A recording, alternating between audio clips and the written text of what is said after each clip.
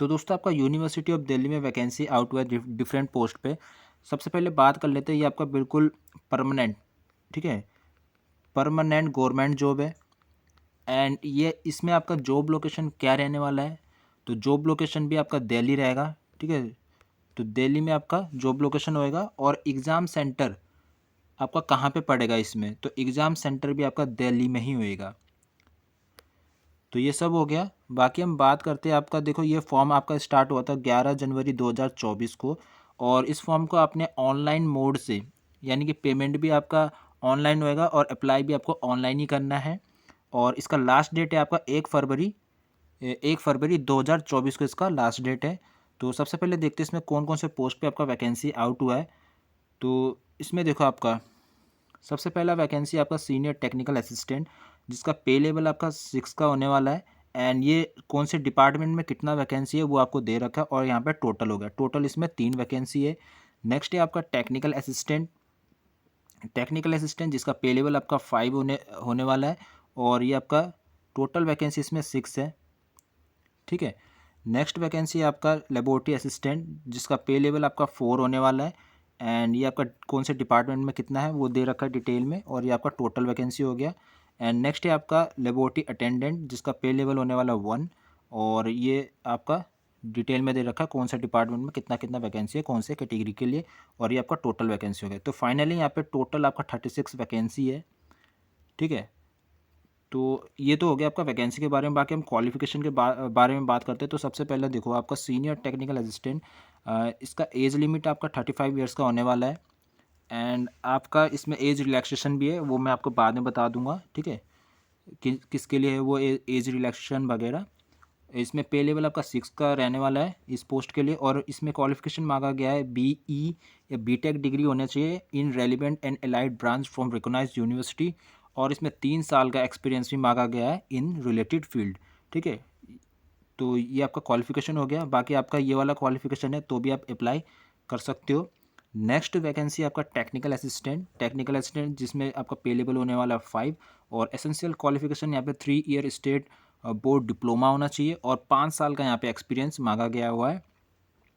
5 year industry या फिर laboratory experience in relevant trade, तो ये भी आपका मांगा गया है, और एज लिमिट इसका होने वाला है 35 ईयर्स। नेक्स्ट वैकेंसी है यहाँ पे आपका लेबोरेटरी असिस्टेंट, जिसमें आपका 3 ईयर स्टेट बोर्ड डिप्लोमा मांगा है, और यहाँ पे 2 ईयर का इंडस्ट्री या लेबोरेटरी एक्सपीरियंस भी मांगा गया है इन द रेलिवेंट ट्रेड में।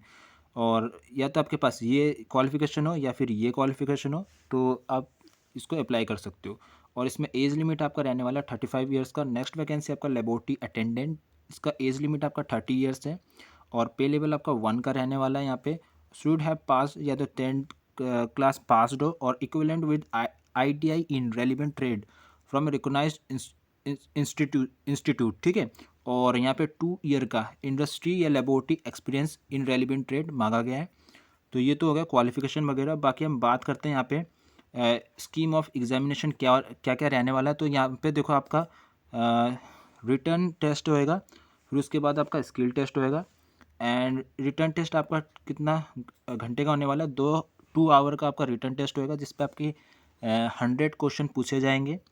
एंड स्किल टेस्ट देखो आपका स्किल टेस्ट आपका 100 नंबर का होगा, जिस पे से आपको 50 नंबर जो है क्वालिफाई करने के लिए लाना पड़ेगा कंपलसरी, ठीक है। और ये स्किल टेस्ट आपका क्वालिफाइंग नेचर होगा, यानी रिटर्न टेस्ट के ही नंबर जुड़ेंगे आपके। स्किल टेस्ट बस आपको क्वालिफाई करना है, यानी कि 100 में से 50 नंबर आपको स्किल टेस्ट में लाने पड़ेंगे।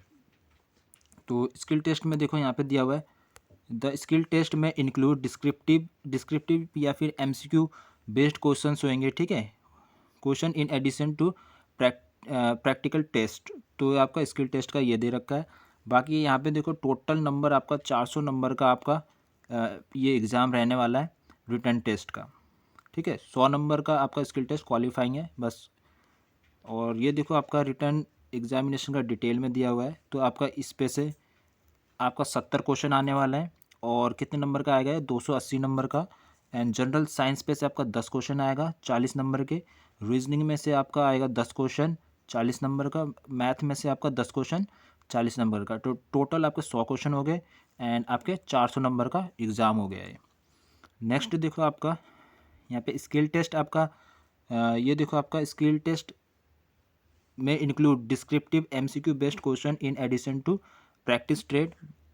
तो ये स्किल टेस्ट आपके पास प्रैक्टिकल नॉलेज वगैरह चेक करने के लिए आपका लिया जा रहा है, तो ये सब बोला गया है इसमें। और या यहाँ पे देखो डिस्क्रिप्टिव और एमसीक्यू टाइप का होगा स्किल टेस्ट आपका। और आपके क्वेश्चन पेपर रहेंगे वो आपका बाईलैंग्वेज रहेगा, ठीक है, इंग्लिश और हिंदी। तो ये बाईलैंग्वेज होने वाला है आपका क्वेश्चन पेपर। और the question in written test for respective trade will be level of diploma which is defined as minimum eligibility for respective post. तो डिप्लोमा लेवल के क्वेश्चंस यहाँ पे पूछे जाएंगे रिटर्न एग्ज़ाम में। और देखते हैं दोस्तों फॉर्म फीस के बारे में बात करते हैं। यहाँ पे देखो आपका फॉर्म फीस आपका हो गया जनरल कैटेगरी वालों के लिए यहाँ पे 100 रुपीज़ फीस रखा गया है। बाकी OBC EWS and women category के लिए यहाँ पे 800 रुपये फॉर्म फीस रखा गया। SC ST and PWBD category के लिए यहाँ पे 600 रुपये फॉर्म फीस रखा गया है। और एज रिलैक्सेशन आपको किस किस को मिलने वाला है यहाँ पे, तो इसमें देखो आपका एज रिलैक्सेशन आपको ये मिलने वाला है एससी एसटी ओबीसी, ठीक है, and person with disabilities and ex serviceman को यहाँ पे एज में रिलैक्सेशन मिलने वाला है। यहाँ पे ये बोला गया है यहाँ पे। तो कितने साल का मिलेगा वो यहाँ पे भी लिखा गया है, तो ये डिटेल में पढ़ लेना, मैं पीडीएफ डिस्क्रिप्शन में डाल दूंगा। तो ये